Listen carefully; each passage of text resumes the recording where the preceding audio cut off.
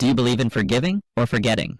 He totaled my brand new car and said with a grin, "Relax, Mom and Dad will force you to forgive me." That single sentence told me everything I needed to know, not just about him, but about the way my family had been operating for as long as I could remember. My brother, Ryan, had always lived like the world was one big safety net stretched just for him, and my parents had been the ones tying the ropes together. He could stumble, crash, or outright burn down everything around him, and somehow the fallout always landed in someone else's lap. This time, though, he had crossed into territory I had built for myself, something I had earned with every late night at the office, every extra project I had taken on, and every single corner of my pride.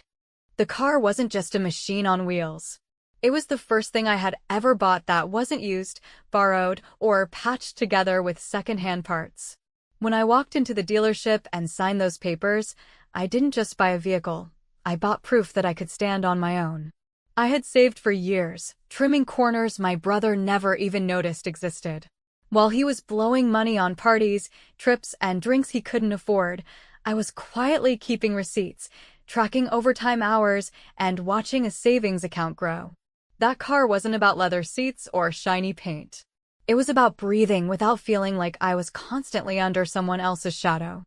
And then Ryan took the keys without asking. He said he just wanted to take it around the block, but when Ryan said something like that, it was never just around the block. Hours later, I got the call no one ever wants. It wasn't the police, it was Ryan himself, laughing into the phone, telling me he'd had a little scrape.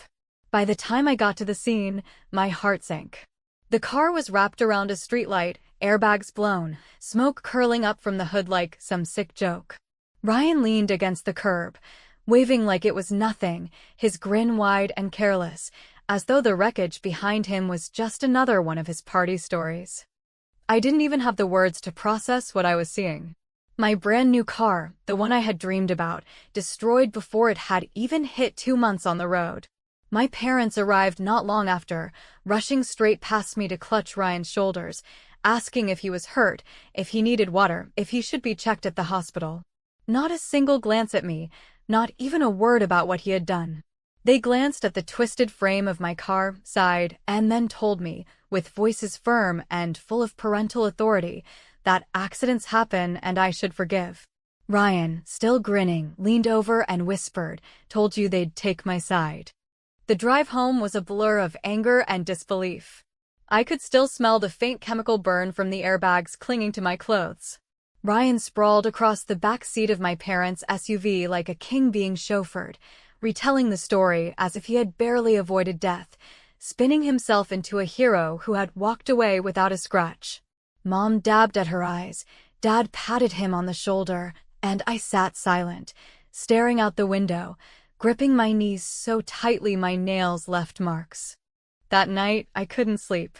My phone buzzed with texts from friends who had seen the crash on social media, asking if I was okay, if I was furious, if I was pressing charges. I typed out a dozen replies, deleted them all, and finally put the phone face down on the nightstand. My mind wasn't on the wreck, not really. It was on Ryan's words. He had laughed while telling me my parents would force me to forgive. That grin, that smug certainty, had done something the crash alone couldn't. It flipped a switch inside me. I thought back to all the times I had carried the weight so he could play carefree. When he flunked classes, my parents paid tutors. When he wrecked an old borrowed car, Dad bought him another one, claiming he's still learning. When he got into a bar fight, Mom convinced the police to look the other way. And every time, Ryan walked away smiling, his slate wiped clean while mine grew darker with resentment.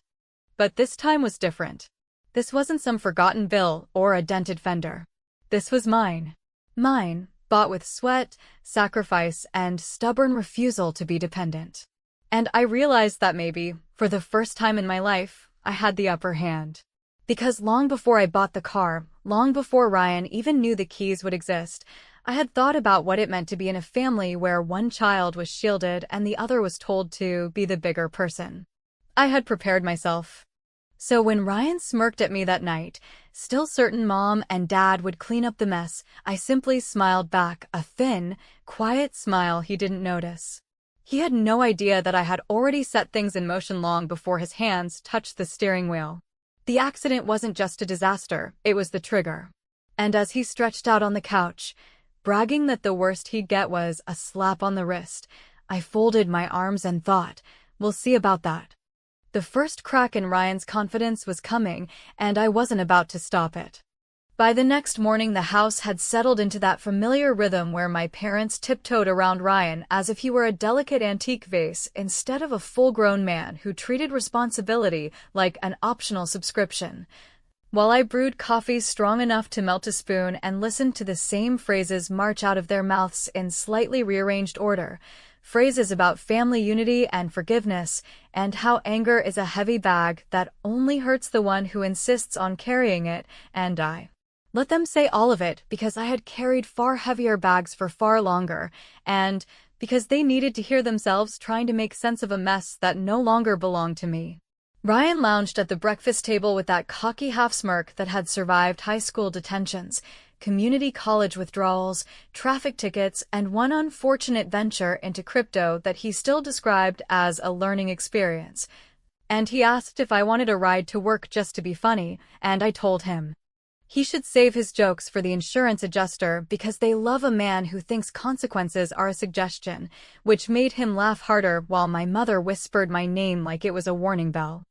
I took my coffee to the porch and watched sunlight wobble across the hood of my parents' aging SUV, and as the steam curled into the cool morning air, I thought about the quiet rituals that had kept me sane all these years. The spreadsheets where I tracked every dollar I saved, the notes on my phone where I wrote down the dates of Ryan's little fires and who had grabbed the extinguisher each time, the folder in my email marked if needed, where I stored screenshots of his late-night texts asking to borrow money, photos of his empty gas tank after taking my old car and leaving me stranded at work, and the receipts for repairs I had covered because it was just easier at the time to pay than to argue. And in that moment, the anger cooled into something steadier and far more useful, a feeling I recognized from long runs and hard deadlines, the feeling that told me I had already done the work and now I simply needed to show up and follow the plan. At lunch, my mother called to say that forgiveness is a bridge, and I told her bridges are wonderful until the same truck barrels across them day after day while the engineer pretends the cracks are just personality. And she sighed and asked me to come by for dinner so we could all talk like adults, which in our family usually meant Ryan would monologue and my parents would nod while I was asked to keep my tone down. Yet I agreed because sometimes you go to the theater even when you already know the ending, especially when you have rewired the lights behind the curtain. By the time I arrived, the dining room smelled like roast chicken and faint desperation, and Ryan had positioned himself at the head of the table like a tiny emperor who had misplaced his crown. While my father adopted that reasonable voice he uses when he has decided unilaterally what should happen and wants everyone to believe it was a group brainstorm, and he explained that cars can be replaced, that injuries can heal, that brothers are forever, and that I should meet him halfway by calling the insurance company to adjust my statement so that unauthorized use becomes miscommunication, which would make a big difference for Ryan's record and his future. And also for his ability to keep borrowing other people's cars without a hitch, though of course my father did not say the last part out loud. I asked Ryan to tell me the story again the way he had told it at the scene, the casual version with the laugh in the middle where he claimed it was just around the block, and he obliged with great enthusiasm, adding a flourish about a dog running into the street and how he had heroically swerved to save the day, which would have been touching if the streetlight had swerved with him and if the neighbor's doorbell camera had not captured him fishtailing after a hard left while the only living thing nearby was a plastic flamingo, a little detail I kept to myself because the best part of planning is choosing the moment for the reveal. My father cleared his throat and said we were straying from the point, which was that family disagreements should be resolved inside the house, and my mother reached for my hand and told me I had a good heart and that good hearts forgive quickly. And I said good hearts also remember what keeps them beating, like dignity, boundaries, and the right to own something without worrying that a grown man will treat it like a rental scooter on a Saturday night. I could feel the old reflex rising in me, the one that made me say fine, whatever, let's just keep the peace, because peace is seductive when you have spent years being told your discomfort is a tax you pay for belonging. Yet I looked at Ryan and saw not a brother asking for grace, but a smug gambler stacking chips with house money, and I realized that peace purchased with silence is a lease you never stop paying, so instead of nodding along I stood up, walked to the sideboard where I had set my bag, and pulled out a thick envelope whose edges had become soft from the number of times I had slid it in and out to check every page twice, because precision calms me the way alcohol calms Ryan. And I carried the envelope back to the table while my parents watched with the anticipation usually reserved for gender reveals and graduation announcements. I placed the envelope in front of my father, then gently turned it toward Ryan, and I told him he could open it if he wanted. Although I suspected he would prefer the abridged version where Mom and Dad declared bankruptcy on my anger and Ryan went back to being the family's favorite debtor, and he grinned like a man invited to pick the prize behind curtain number 1 and said, in that sing-song voice he uses when he thinks I am bluffing, that whatever was in there better be an apology, because if it wasn't, then Mom and Dad would make sure it was soon enough. Read it, I said, and when my father slid out the first document and saw my signature beside a clause he did not recognize, a clause that did not exist the last time he paid one of Ryan's claims, the room fell into a silence so complete that even the ticking clock seemed to forget its job, while Ryan's grin flickered the way a bulb does the second before it burns out, and I leaned back in my chair and waited for the snap. My father's thumb traced the unfamiliar paragraph as if stroking it might conjure the old rules back into existence, while my mother leaned in close enough to fog the page and Ryan, who preferred stories he could improvise, stared like he had just discovered a plot twist in a language he never learned to read. Because the document in his hands was not the comfortable family script where apologies were negotiated over dessert and consequences were politely escorted to the door, but a policy declaration drafted with the weary precision of someone who had grown tired of being told to forgive faster than the wreckage could cool. I had purchased the car with the same care I used to file taxes and plan emergency funds, and I had sat with the agent until the office lights softened and the printer coughed out the last writer. And together we built a coverage structure that fit my life the way a tailored jacket fits a careful shoulder, with protections for theft and collision, with a rental provision that kept me mobile when fate was not, and with a named driver exclusion that did not shout my brother's name but, in practice, encircled him like a velvet rope. Because I knew what happened to property in a house where charm and denial could convince any adult that a boundary was merely a suggestion. My father read the line again, the one that spelled out in simple, relentless language that an unauthorized driver voided permissive use, that liability shifted from the policy to the person who treated my keys like party favors, and that subrogation would move with the slow, tireless patience of water, hunting the lowest point, until the one who caused the damage carried the bill in his own name and on his own credit, and I watched the old reflex begin to quiver in him, the reflex that said, "This can be handled, this can be smoothed, this can be erased with the right call to the right office," only to collide with the next page, where my notarized affidavit sat beside timestamps and screenshots, where a copy of the text Ryan had sent the night before. Taking it around the block, be cool, nestled against a still from the neighbor's doorbell camera that showed him swaggering down the driveway with my keys spinning on his finger, and the timestamp matched the police report like teeth. In a zipper, closing shut on the fantasy that this was a misunderstanding we could massage into forgiveness. Ryan tried to laugh, because laughter had rescued him from more rooms than honesty ever had, and he started with a soft chuckle that hoped to coax the moment back into something casual. But the sound broke when he reached the page with the filing confirmation, the one that showed the claim already in motion with his name placed neatly where the policy asked for the driver, and the rental authorization already extended to me for the next few weeks, and the insurer notified that recovery would be pursued against the individual responsible, language so bureaucratic it sounded almost kind. Until you pictured the letters arriving at his apartment like clockwork, and the credit alarms shrieking quietly behind the scenes where he would not be able to charm them silent. My mother said my name in the tone that had once sent me searching for a softer version of myself, a tone that asked me to remember birthday candles and school plays and the weight of belonging, and she asked whether this was truly necessary, whether we were not inflating a family accident into a public spectacle, and whether I could not simply rescind the affidavit, call the adjuster, and return to the warm water of forgiveness, where nothing aches and everyone floats. I answered without raising my voice, because anger is such a blunt instrument and I had learned to prefer scalpels. I told her the accident itself would have been survivable if not for the smirk that followed it, the certainty that I would be forced to fold, the tired calculation that counted on my parents to pinch my nose and pour forgiveness down my throat, and that this time I had asked the adults who did not share our last name to step into the room with rules that did not change when the golden child blinked, which is why the papers looked the way they did and the timeline moved the way it was moving. My father tried to regain the old authority by telling me we would handle this among ourselves, that he would reimburse the insurer and shield the family from embarrassment. And I told him very gently that the time for discreet rearrangements had passed, because I had signed a cooperation clause that required me to tell the truth and continue telling it, a clause I had always been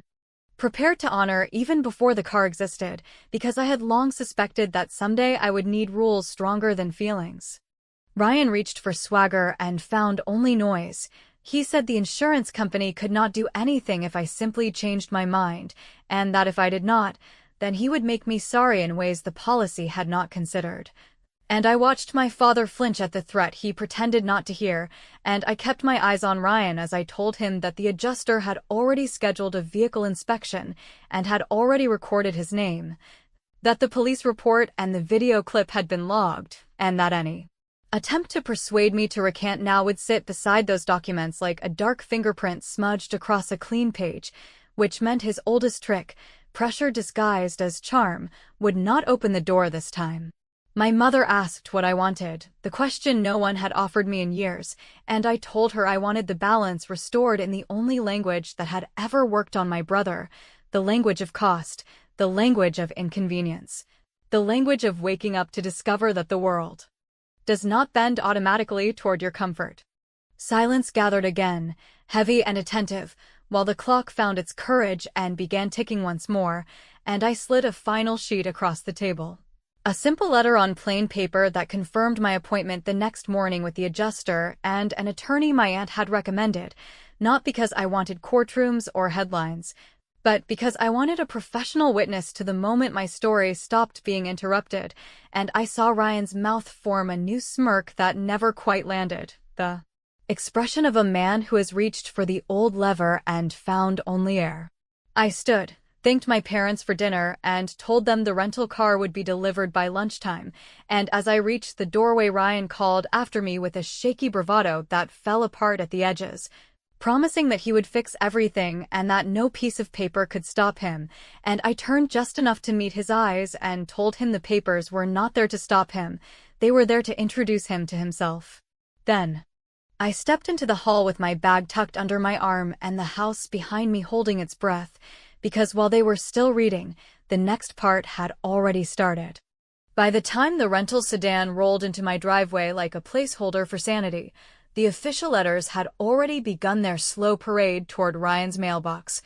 Those perfectly bland envelopes that look harmless until you read the words inside and realize they are carrying measuring tape for the life you have been pretending to afford.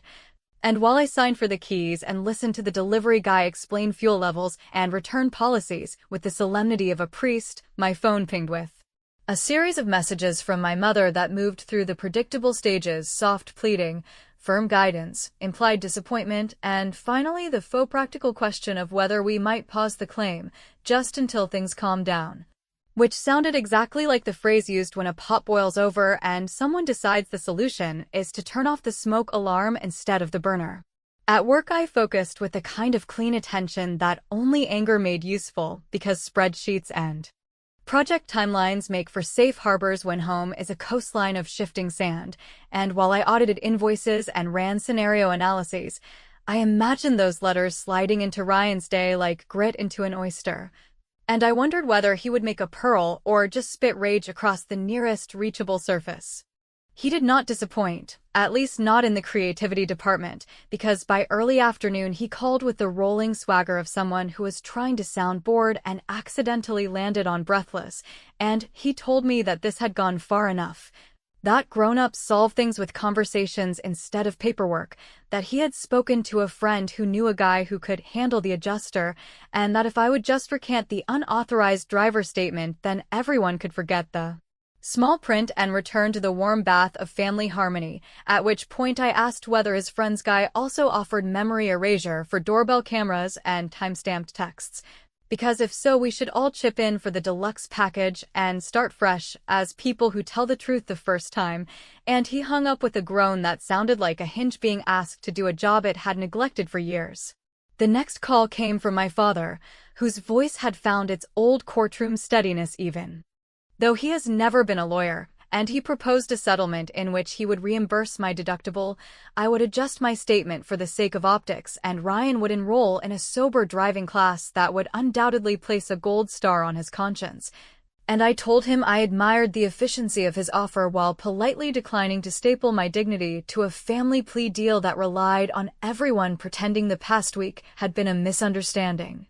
That evening, with the autumn air cooling the street and the rental car sitting neat and obedient at the curb, I met my aunt at a cafe that somehow always smells like cinnamon even in spring. And across a small table she listened the way people listen when they have taken notes in their heads for years on a pattern that everyone else insists does not exist, and she asked me to walk her through the policy language, the affidavit timeline, the inspection schedule, and the next steps if Ryan attempted to pressure me into changing my statement, and when I finished she nodded once and said that clarity is often mistaken for aggression by those who benefit from confusion, then slid across the table the business card of an attorney who does not advertise and who enjoys paperwork the way some people enjoy crosswords, a man who, according to my aunt, has never raised his voice yet somehow makes stone remember it was once sand and can be shaped. The gift of that card steadied me, not because I planned to turn the story into a circus, but because knowing there was a grown-up in the wings who did not share our last name meant I could finally stop performing the role of responsible daughter who tempers justice with familial optics and simply act like a person who owns her life and protects it. The inspection the next morning was textbook in the way that every detail felt designed to irritate Ryan's sense of specialness. Because the adjuster was a careful woman with a neat clipboard who complimented my documentation and asked precise questions without moralizing, and she explained how subrogation would proceed, how notices would be issued,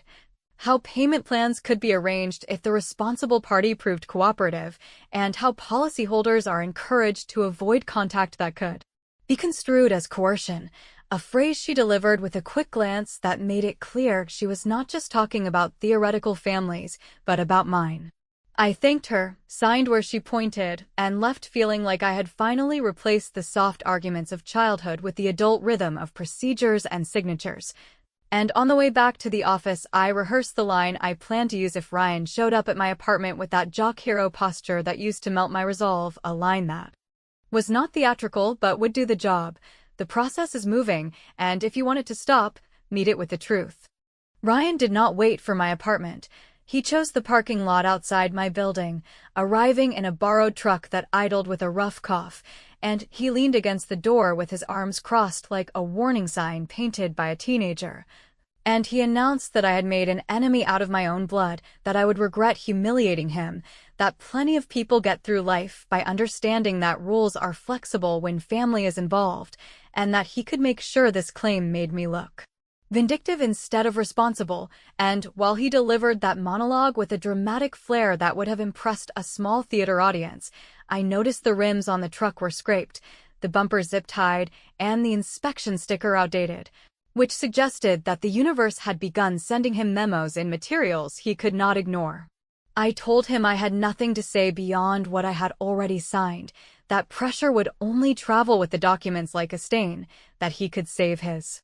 breath for the adjuster and his money for the payment plans, and that if he wanted grace, he might try the oldest practice in the world and confess without a smirk. He called me cold, he called me joyless, he called me a few names that pretended to sting but landed like tissue, And then he said the line that finally made me smile without guilt. The line where he swore he would never ask our parents for help again because he did not need them, a boast so grand that pride cut its own throat in the saying. I waited until his engine noise had shrunk to a petulant buzz behind the office building, then pulled out my phone and opened the budgeting app where my parents' names sit beside a modest auto transfer I had set up years ago to quietly reimburse them for the small rescues they performed in Ryan's direction. A financial habit I had justified as an insurance policy against guilt, and with one long press, I canceled the recurring support and scheduled a new transfer for the same amount to a savings bucket labeled Escape Hatch, and while that may not sound like revenge with fireworks, the result was cleaner and far more durable, because by the time Ryan realized the scaffolding he had mistaken for sky was no longer holding, he would look up and see me not as the sister who softened the fall, but as the woman who had stepped out from under the whole structure, which meant that when the next letter arrived, and I knew it would, the only open hand waiting for him would be his own. The morning the certified envelope required his signature, the sky held that flat winter light that makes everything look slightly overexposed, as if the world itself were tired of nuance. And while the courier waited on Ryan's porch with polite indifference, I parked the rental down the block and sat with my hands on the steering wheel, breathing in the muted cleanliness of a car that was never mine and never pretended to be, thinking about how small decisions accumulate until they form a ridge line you cannot cross without noticing, and how somewhere between the smirk at the crash site and the first notice from the insurer, I had stopped asking for acknowledgement and started building a record strong enough to stand without it. Inside that envelope sat the formal demand from subrogation, the itemized repair estimate, the rental charges counted day by day like beads slipping through a patient hand, and a copy of the affidavit that placed him where he had insisted he could never be, at the center of the scene with no exit constructed from charm, and though I could not see his face from the street, I could feel the temperature drop around the moment when reading turned into understanding, because denial can withstand raised voices and even cold facts. But it buckles quickly when numbers, written out in full-on letterhead and tied to consequences that do not care about our family history, take their assigned seats. The calls began in a flurry and then thinned into texts when I refused to debate over the phone, and the texts tried on every outfit they knew, starting with wounded incredulity, moving into sarcastic bravado, returning for a brief appearance of brotherly nostalgia, and ending with the heavy boots of threat that stomped around the edges without stepping fully inside the room, and for each costume change I sent the same reply, that any further contact should be directed to the adjuster or, if preferred, to the attorney whose name appeared on the letter my aunt had helped secure, a man who remained silent because nothing required his voice yet, a silence that unsettled Ryan more than lectures ever had. My parents attempted one last summit in the living room where our report cards had once been displayed with magnets shaped like fruit, and my father, holding himself as if spine alone could fix an old house, said that litigation would stain all of us. That neighbor's talk, that employer's glance at search results, and that surely there was a path that preserved both the car and the illusion that we had never needed rules, while my mother, who knows where every childhood drawing is stored, asked whether I could accept a private repayment plan paid by them in monthly installments invisible to the insurer, an arrangement that would make the problem disappear like a stain turned inward. And I told them gently that disappearing problems had raised this specific son, that privacy had fed his certainty more faithfully than love ever did, and that I would not build another room in that house. When the adjuster scheduled a joint call and explained, in the calm cadence of someone who has watched families learn arithmetic, that there were options ranging from a negotiated plan to a lean-to, eventually, a civil judgment that in our state could trigger a license suspension until satisfied, Ryan's mouth formed arguments faster than his mind could vet them, and he insisted that he needed his license for work and for errands and for being himself.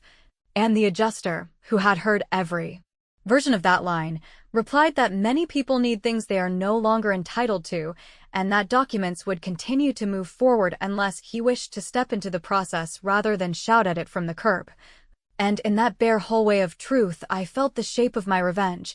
not as fireworks or handcuffs or public humiliation, but as a simple rearrangement of gravity so that what had floated for years finally returned to Earth. That night I drove the rental past the empty lot where my car had once sat like a promise fulfilled, and I realized I did not want the insurer's check to purchase an identical twin, that I would accept the replacement as a tool and not a trophy, and that perhaps the real gift was not the vehicle, but the spine I had reinforced while watching it be destroyed.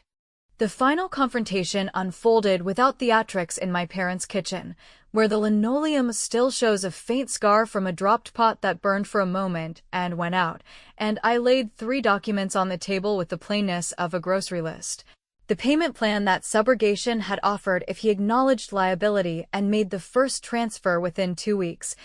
a notarized cease-contact letter drafted by the quiet attorney, to be deployed only if Ryan returned to intimidation, and a DMV form I had filled but not filed, the owner's statement of non-permissive use that would sit ready should he attempt to spin another story about borrowed keys and misunderstood boundaries.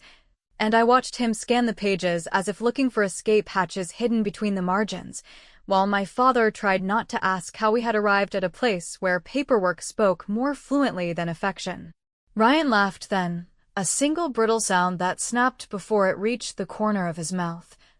And he announced that he would never sign anything, that this would blow over the way everything always had, that I could not survive without the family any more than he could, and I said, with a calmness that surprised even me, that survival had already been paid for in full, that the family I missed had been largely imaginary, and that the only signature required now belonged to the man who had always refused to put his name on the bill. He left without slamming the door, which is its own kind of admission, and my mother began to cry the soft tears of a woman who has realized too late that kindness and complicity sometimes wear the same sweater. While my father placed both palms on the table and stared at the 3 pages, as if they were maps he should have read years ago, and I gathered the documents and slid them back into the envelope. Not triumphantly, but with the tired relief of a runner crossing a finish line no one else noticed. Weeks later, when the first payment posted and the rental agency sent its final receipt and the insurer's replacement funds arrived with the cheerful impersonality of corporate goodwill, I purchased a sensible car without a single ceremonial flourish, drove it to a modest car wash, and stood there while the water hissed over the hood, listening to the sound and thinking about all the people who would say I went too far, that family should survive a wreck without a ledger, that forgiveness should be cheap and plentiful if it is to be real, and I decided I could live with their disapproval the way I had once lived with my own, because ambiguity is not the absence of truth, but the place where multiple truths agree to coexist without hugging. On Sundays my phone still lights with group texts that treat news like confetti, and sometimes I scroll and sometimes I do not, and when my aunt asks whether I feel free I tell her I feel accurate, which is close enough for now, and as for Ryan, he has learned how to say the word repayment without choking on the first syllable, though I do not know whether the lesson will hold once the letters stop arriving, and maybe that uncertainty is the price I pay for doing what I should have done years ago, or maybe it is the door the story needed to keep open so that anyone watching can argue with me in the dark and decide whether justice tastes better when served neat or with the olive of mercy, because I still cannot say for certain, and I am willing to live with that.